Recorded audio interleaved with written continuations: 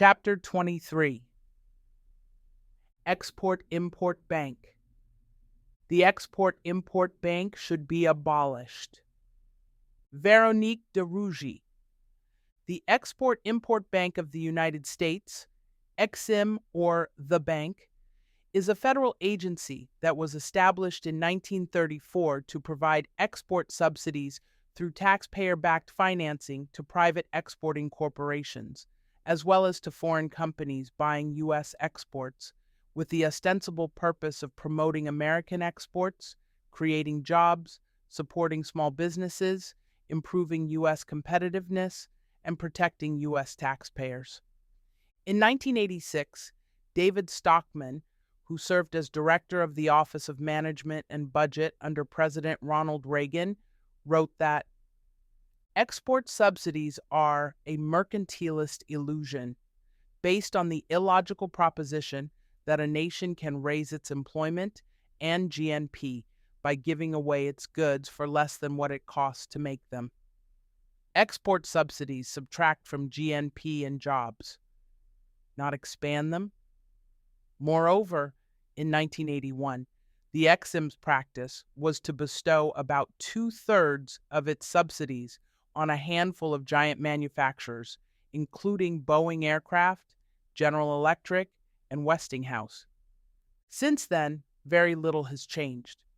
EXIM operates in effect as a protectionist agency that picks winners and losers in the market by providing political privileges to firms that are already well-financed. By doing so, it risks taxpayer funds as it stymies economic growth. This reality is not altered by the argument that the bank could be a weapon to fight China, an argument that rests on a misguided understanding of what competitiveness is and how it is achieved and maintained. The bank should be abolished. Background. The Export-Import Bank was created in 1934 as an export credit agency, ECA, to finance trade with the Soviet Union. It was reorganized as an independent government agency in 1945.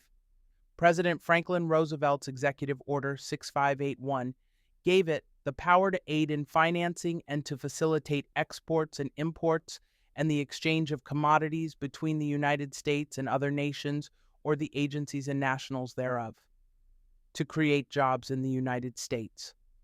EXIM has four main tools with which to pursue these goals: loan guarantees, working capital guarantees, direct loans, and export credit insurance. Importantly, for 4 years starting at the end of 2015, the bank became incapacitated. Lacking a quorum for its board of directors, it could not extend financing that exceeded $10 million per project. That put an end to about 85% of the bank's financing obligations. As the numbers below show, the bank hasn't yet recovered from that long interruption. Total bank authorizations in recent years have gone from $12.6 billion in fiscal year FY 2007 to $21.5 billion in FY 2014 to $5.2 billion in FY 2022. A better way to understand these numbers is to look at the amount of financial exposure the bank has. That is, the risk the bank takes for which taxpayers are ultimately responsible. During this same period, the bank's total exposure increased from $57.42 billion in FY 2007 to $112.1 billion in FY 2014, and then fell to $41.3 billion in FY 2021 and $35.4 billion in FY 2022, claims vs. the facts. Supporters of EXIM make many claims about the benefits that our nation and citizens derive from having an export credit agency. These claims, however, are not supported by the facts. The bank is an example of government-granted privilege. Traditionally, one of EXIM's top 10 domestic beneficiaries is Boeing, which, at a 40% share of total loan authorizations, dwarfs the 25% share for all small businesses that received EXIM services combined. On the foreign side, things are not much different. The subsidized financing largely benefits very large companies like Mexico's Pemex, Ireland's Ryanair, and Emirates Airlines that either collect massive subsidies as state controlled entities or could easily access private financing. American businesses that lack political connections are put at a competitive disadvantage by their own government because they are forced to compete against both domestic and foreign businesses that enjoy access to subsidized loans. The bank does not maintain or create jobs. Exim supporters point to the numbers of new jobs that they claim have been created through federal spending, but the unseen effects are ignored. For example, funding for one industry or firm might take more jobs away from other industries and firms, resulting in a net job loss, even though jobs are created for the financed firm.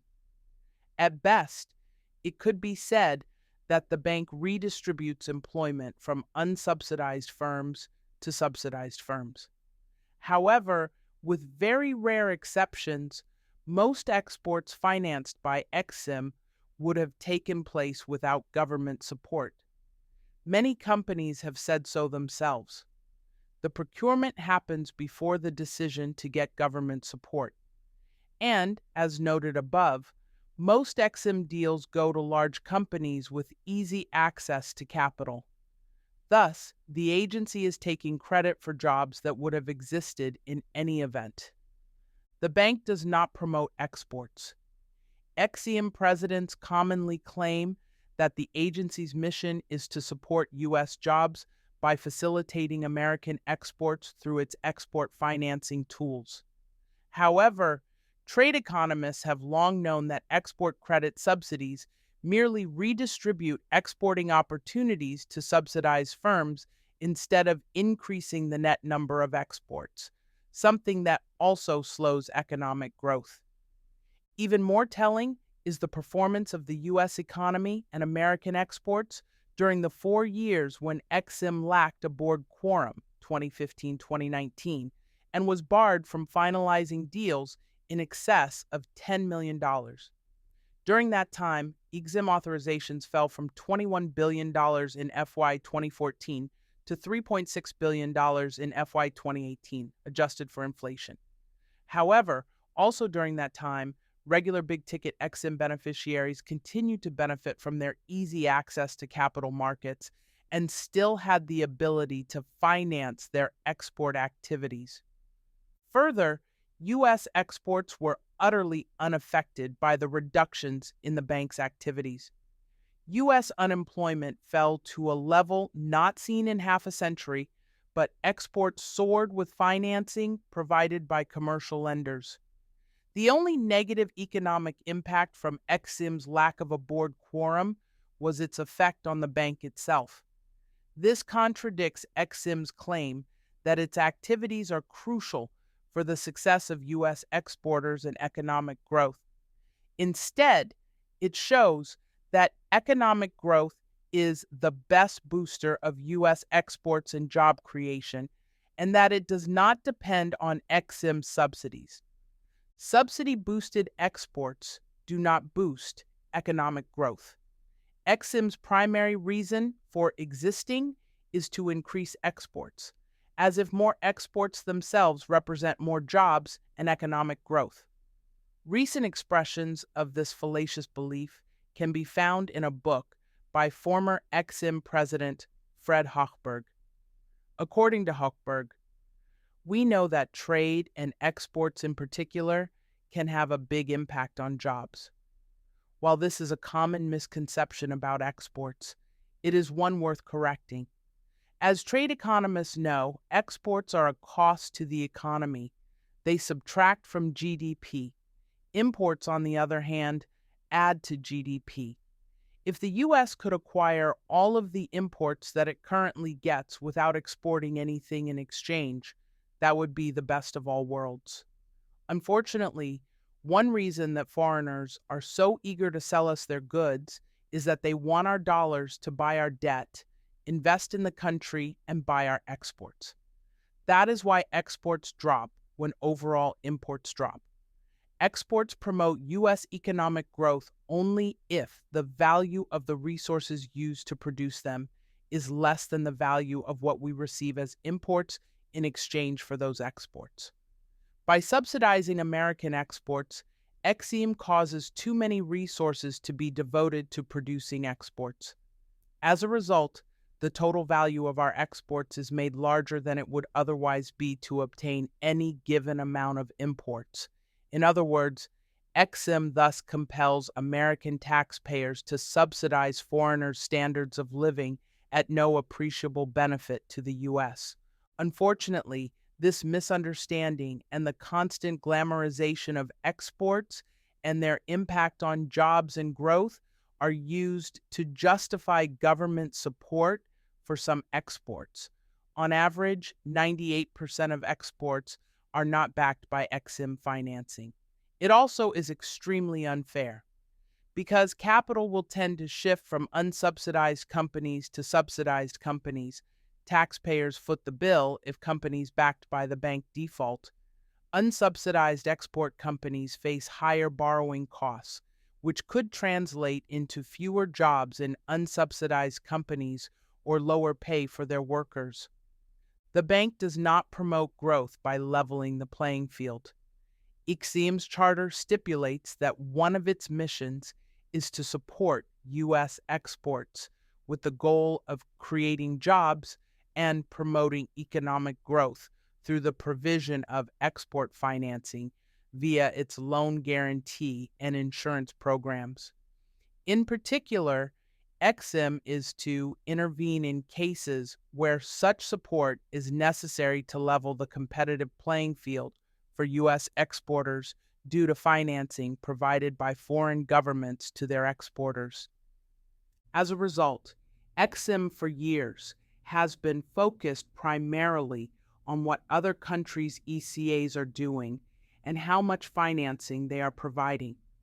A reading of any of Exim's competitiveness reports shows that the bank frames the competitiveness of the U.S. economy and exporters in extremely narrow terms, specifically as the amount of business that foreign ECAs are doing relative to Exim.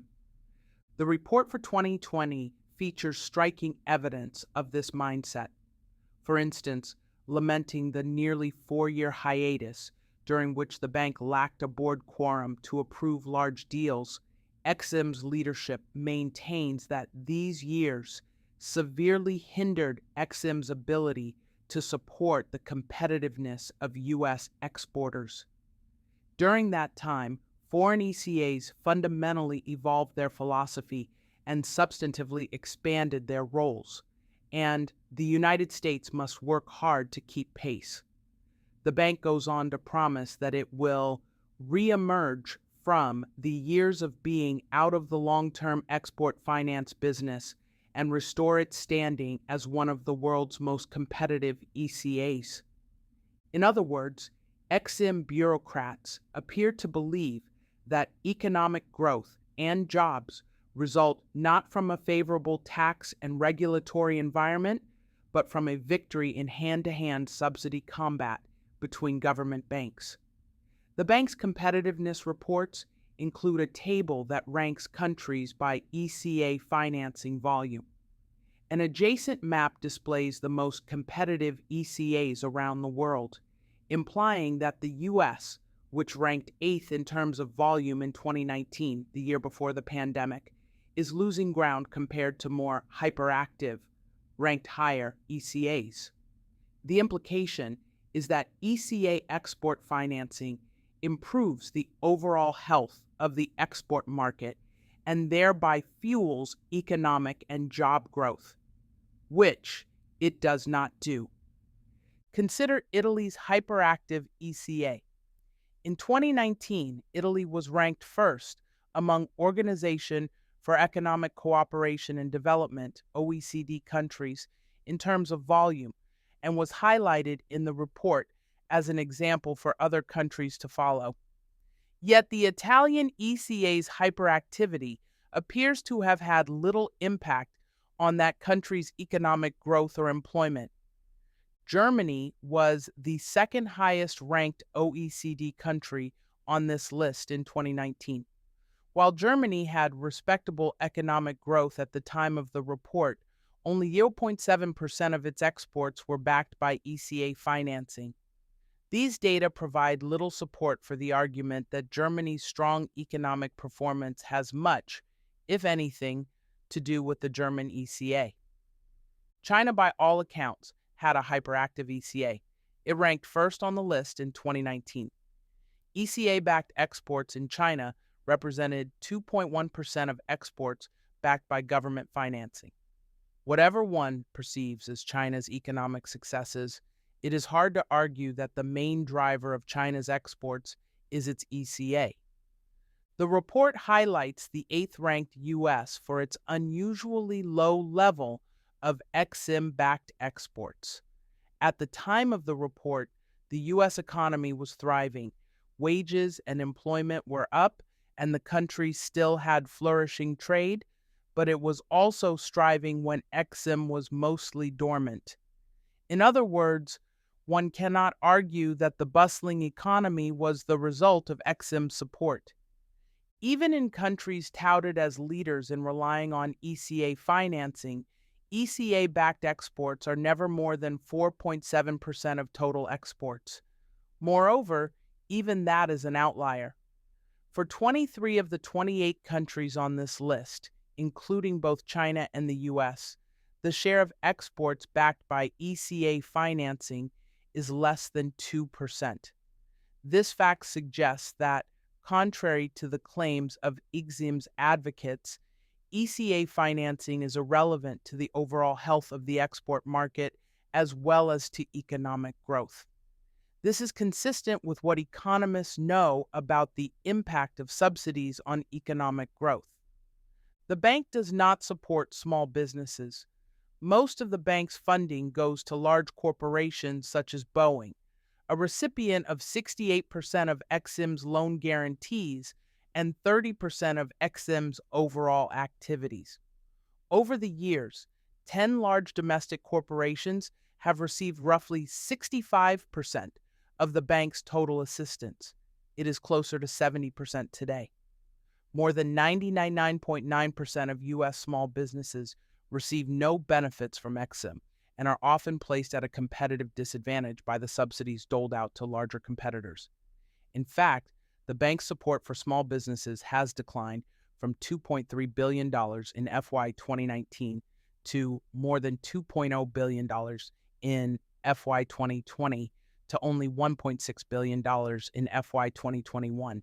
This decline occurred amid a pandemic that hit small businesses especially hard, and it continues today. The bank is not a good deal for taxpayers. The bank's accounting practices are deficient, and the bank miscalculates its budget savings. While it claims that its operations will save taxpayers $14 billion over the next decade, the Congressional Budget Office has found that Exim programs will actually cost taxpayers $2 billion.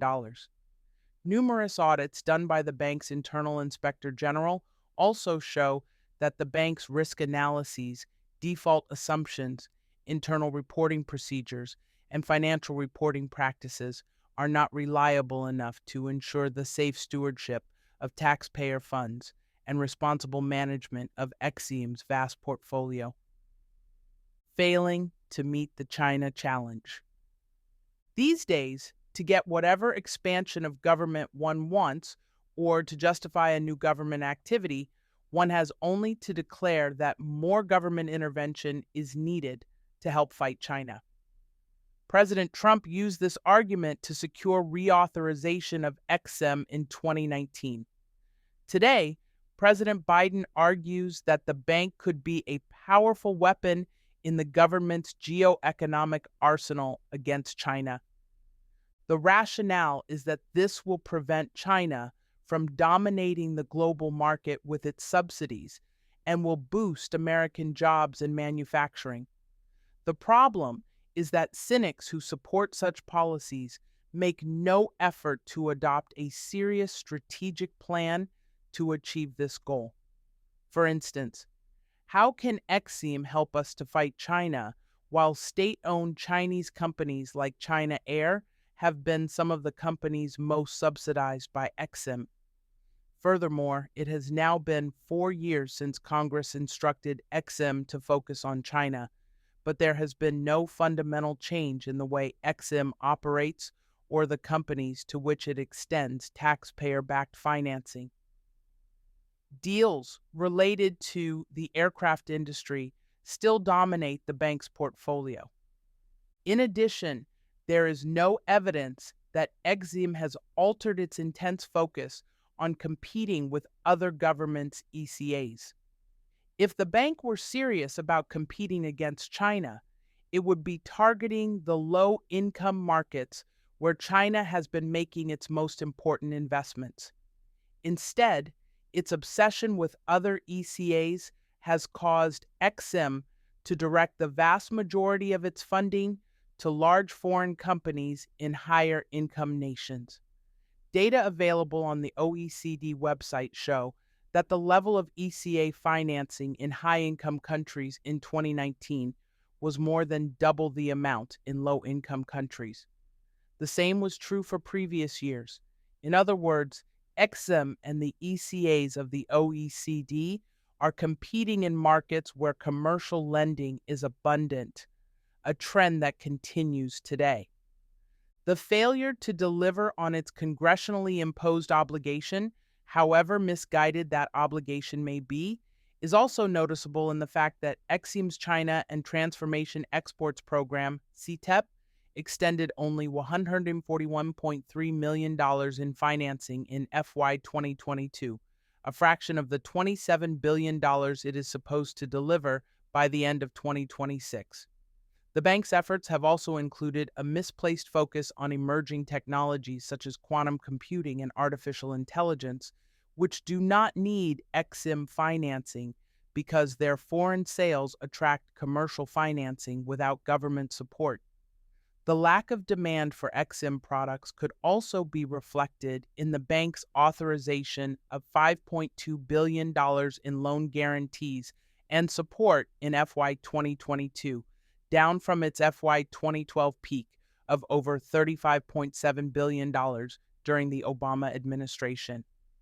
This lack of activity also extends to the semiconductor industry, which has been picked as a focal point for a government-wide industrial policy effort to counter China's ambition to dominate that industry. Ironically, at the same time that some want to become more like China to fight China, China's leaders are realizing that their heavy-handed semiconductor subsidies are weakening the Chinese economy. According to Bloomberg News, top Chinese officials are discussing ways to move away from costly subsidies that have so far borne little fruit and encouraged both graft and American sanctions. People familiar with the matter said. While some continue to push for incentives of as much as 1 trillion yuan, US 145 billion, other policymakers have lost their taste for an investment-led approach that's not yielded the results anticipated, the people said. This development is not surprising to those who understand basic economics. The goal of using Exim as a weapon against China was a bad idea in the first place.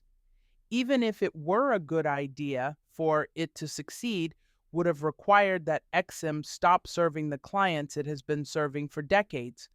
That has not happened, and it will not happen. Conclusion: the Export-Import Bank should be abolished because it wastes taxpayer money, adversely affects American businesses, and does not promote economic growth effectively. Furthermore, any attempts to reorient the agency and make it a weapon with which to fight against China are going to fail. Economic fights and national security fights are not won with subsidies. The case for the Export-Import Bank. Jennifer Hazelton. In 1986, President Ronald Reagan signed a bill extending the charter of the Export-Import Bank, Exim, by an additional 6 years. In a signing statement attached to the bill, the president declared that This sends an important signal to both our exporting community and foreign suppliers that American exporters will continue to be able to compete vigorously for business throughout the world. As a candidate for president, Ronald Reagan was opposed to XSEAM, but as president, he learned the challenges America's businesses face when competing for opportunities overseas, and his position on XSEAM evolved. As President Reagan once famously remarked, "Why would I want our businesses competing with two hands tied behind their backs?" On January 30th, 1984, the president said, "Exports create and sustain jobs for millions of American workers and contribute to the growth and strength of the United States economy. The Export-Import Bank contributes in a significant way to our nation's export sales." President Reagan was exactly right. EXIM provides a mechanism that American companies can use to vie for projects that would otherwise be out of reach, notably deals that the banking industry won't finance because of the risk associated with the host country or because the host nation itself requires a sovereign guarantee in order to submit a bid. EXIM is the only American vehicle that can provide that sovereign guarantee. Since Reagan's presidency, the global economic order has shifted dramatically, and a rising China has completely disrupted the export credit sector. In Reagan's era, export credit financing was a means for nations to compete for and win projects overseas in order to create more jobs at home. It was a benign tool for economic expansion. China, however, has morphed export credit financing into a weapon of national security. Where most nations have just one export credit agency, ECA, China has three, all targeted for specific stages of economic and industrial development. The amount of money China has put behind these three instruments is staggering. It is estimated that in 2018, China provided more than $500 billion in export credit, approaching in that 1 year the total amount of financing Exim has provided in its 90-year history. China's export credit activity is greater than that of the ECAs of the entire G7 combined. Today, China is the world's largest official creditor, maintaining a portfolio more than twice the size of the World Bank and International Monetary Fund combined.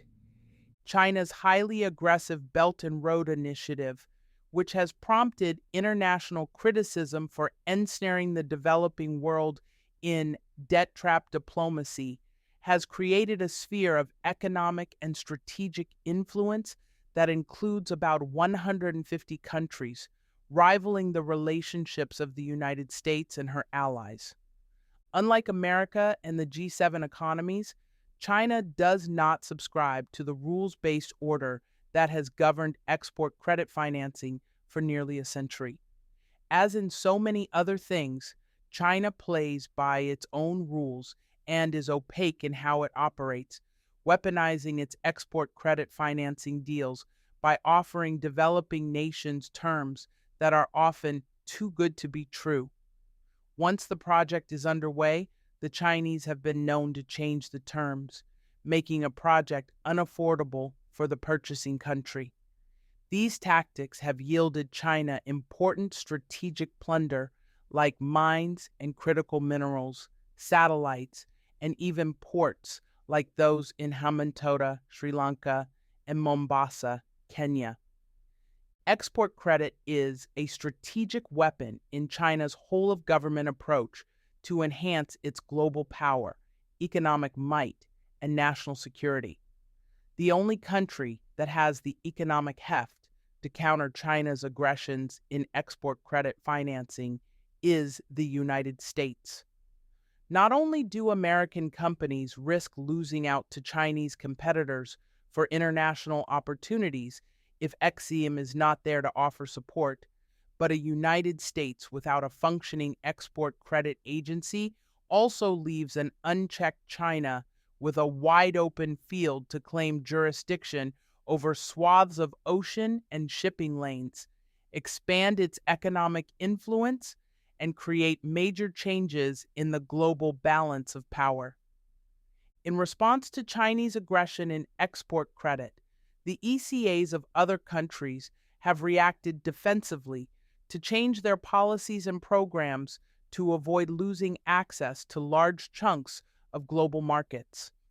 Many countries, including strong U.S. allies like the United Kingdom, Canada, Japan, and Italy, have changed the mission of their ECAs from one of leveling the playing field for their exporters to hunting proactively for transactions for their businesses and advancing their national strategic interests over the long term. In addition, foreign buyers, particularly those looking to build large international projects, have been indicating that the availability of government-backed financing is a core component of their evaluation of bids and identification of sourcing. Allied nations have taken steps like lowering their content requirements in order to lure more deals, often at U.S. expense. Meanwhile, U.S. content requirements have remained constant, and the United States continues to abide by traditional Organization for Economic Cooperation and Development, OECD rules. For example, the United Kingdom offered Boeing financing backed by Britain's ECA if Boeing would put Rolls-Royce engines on its jets instead of GE engines.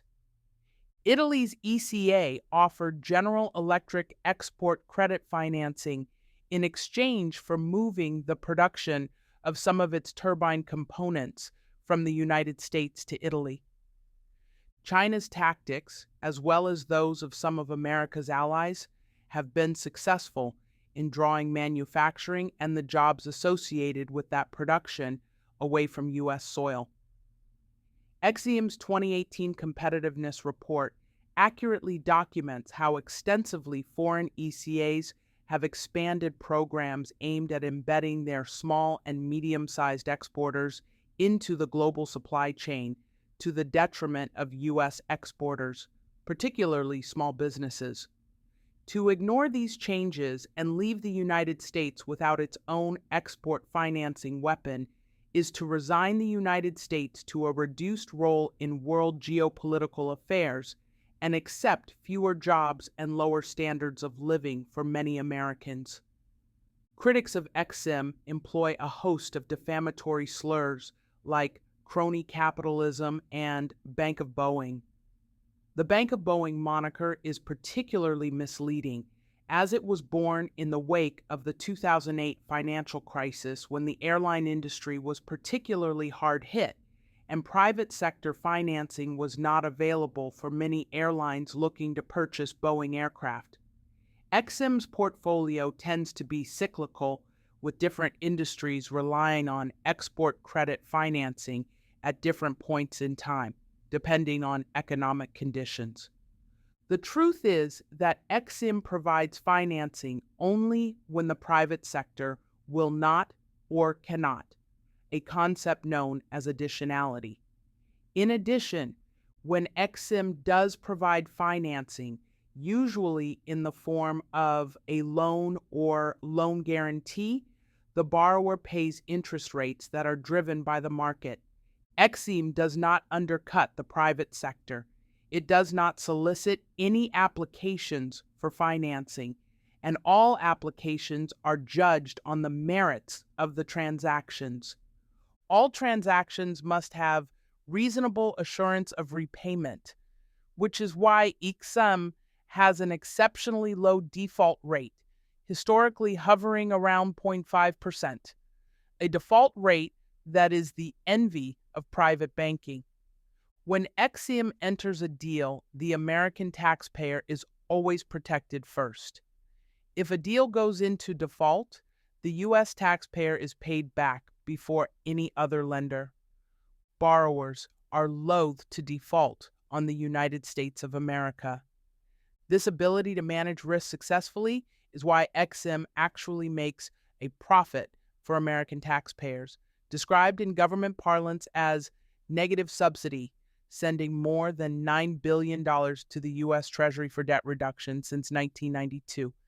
The bank has also supported hundreds of thousands of U.S. jobs, most of them in manufacturing, during the past decade. Export credit financing has become a critical lever for macroeconomic growth for many countries, allies and competitors of the U.S. alike. Other nations are using ECAs strategically to influence decisions and procure economic opportunities, hindering the participation of U.S. firms and costing American jobs, particularly in manufacturing. China's aggressive actions in export finance bleed beyond economic advancement and are clearly an effort to expand both its national security and its global power. The United States would be foolish to abandon this field of play, surrendering it to China and other nations, and to relinquish EXIM as a powerful tool in America's asymmetrical warfare toolbox.